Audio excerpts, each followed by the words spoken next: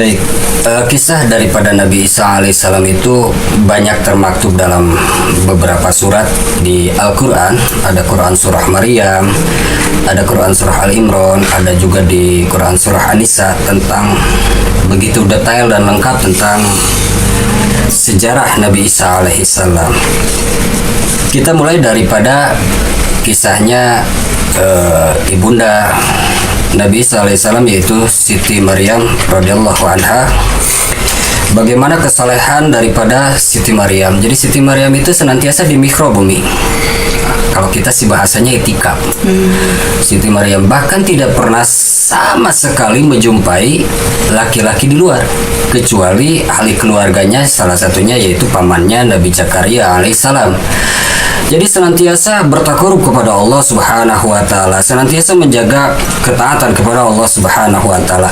Dan saking taatnya, saking solehnya Siti Maryam radhiyallahu anha ini, Nabi Zakaria alaihissalam itu yang salah satu pengasuhnya, pamannya, senantiasa menemukan buah-buahan yang misalkan buah itu hanya bisa didapat di musim panas.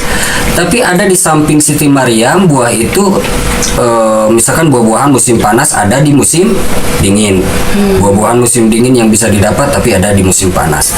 Hidangan-hidangan senantiasa ada di samping Siti Maryam. Dan dipertanyakan oleh Nabi Zakaria alaihissalam, hidangan dari mana ini? Yang sudah tidak mungkin. Kalau kita sih sekarang bisa akses melalui aplikasi online atau apa, kan dulu suatu hal yang tidak mungkin. Apalagi adanya buah-buahan itu yang bisa didapat misalkan pada musim panas, tapi ada buah-buahan musim dingin, dan itu suatu hal yang mustahil. Jelas itu merupakan karomah daripada Siti Maryam radhiyallahu anha mendapat hidangan langsung dari Allah Subhanahu wa taala. Dari hasil ketaatan, kesolehan daripada Siti Maryam radhiyallahu anha ini, Allah Subhanahu wa taala menurunkan langsung hidangan dari surga ini. Langsung diturunkan oleh Allah Subhanahu wa taala. Dan ketika itu Hana daripada istrinya Imron ataupun ibundanya Siti Maryam ini menyerahkan kepada ahli keluarganya untuk Siti Maryam ini diasuh. Jadi sebelum diasuh oleh pamannya Nabi Zakaria alaihissalam itu ada undian, semacam undian gitu. Bagaimana tata cara mengundinya? Jadi kumpul seluruh ahli keluarganya, karena seluruh ahli keluarganya ingin juga mengasuh daripada Siti Maryam ini yang begitu taat dan soleha. Akhirnya dibukalah undian. Jadi undiannya itu barang siapa yang melempar penanya dan penanya itu bisa melawan arus, maka dia yang berhak untuk mengurus Siti Maryam. Ahli keluarganya melempar pena-pena itu ke sungai dan terbawa arus. Ketika Nabi Zakaria alaihissalam melemparkan penanya, bahkan penanya itu melawan arus.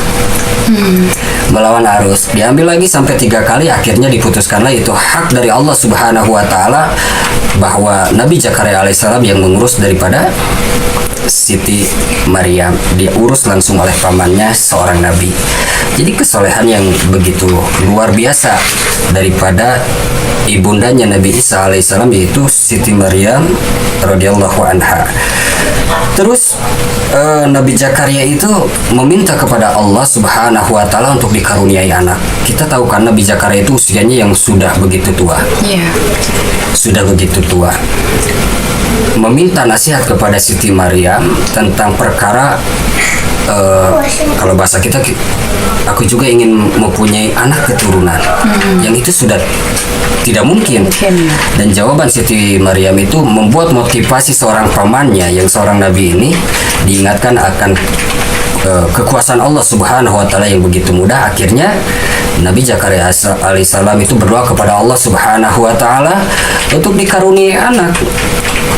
Dan akhirnya dijawablah doa daripada Nabi Zakaria alaihissalam ini akan mempunyai keturunan yang sama seorang nabi yang akan membenarkan daripada ajaran-ajaran Nabi Isa, yaitu Nabi Yahya alaihissalam.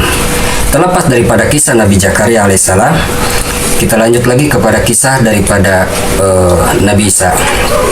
Nah, ibunda daripada Nabi Isa ini, Siti Maryam radhiyallahu anha, senantiasa bertakarub kepada Allah Subhanahu wa taala. Tidak pernah menjumpai laki-laki lain kecuali daripada ahli keluarganya ataupun pamannya yang seorang nabi, yaitu Nabi Zakaria alaihissalam. Tiba-tiba di mihrabnya itu, di tempat Siti Maryam senantiasa bertakarub kepada Allah, ada sosok laki-laki yang begitu sempurna, yang begitu bercahaya. Bayangkan coba, senantiasa bertakarub kepada Allah Subhanahu wa taala, tiba-tiba tidak tahu datangnya dari mana sosok laki-laki itu ada. Dan memang Siti Maryam radhiyallahu anha adalah sosok yang soleha, maka kaget dengan kedatangan sosok laki-laki itu. Seandainya engkau seorang laki-laki yang beriman kepada Allah Subhanahu wa taala, maka engkau takutlah kepada Allah Subhanahu wa taala dan bertakwalah kepada Allah Subhanahu wa taala. Sesungguhnya engkau ini siapa? Maka laki-laki itu menjawab, engkau tidak perlu takut, akulah utusan Allah Subhanahu wa taala, malaikat Jibril.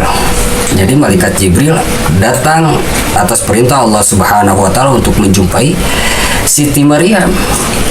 Dengan tujuan apa? Memberikan kabar bahwa Siti Maryam ini akan mengandung, hamil. Nah, ini kisahnya juga dimaktubkan dalam Quran surah Maryam. Terkaget-kaget Siti Maryam. Kalau bahasa kita mana mungkin bisa hamil? Saya tidak pernah menjumpai seorang laki-laki, tidak pernah disentuh laki-laki, dan aku juga bukan seorang penzina. Maka malaikat Jibril alaihissalam menyampaikan bahwa sesungguhnya hal itu mudah bagi Allah Subhanahu wa taala.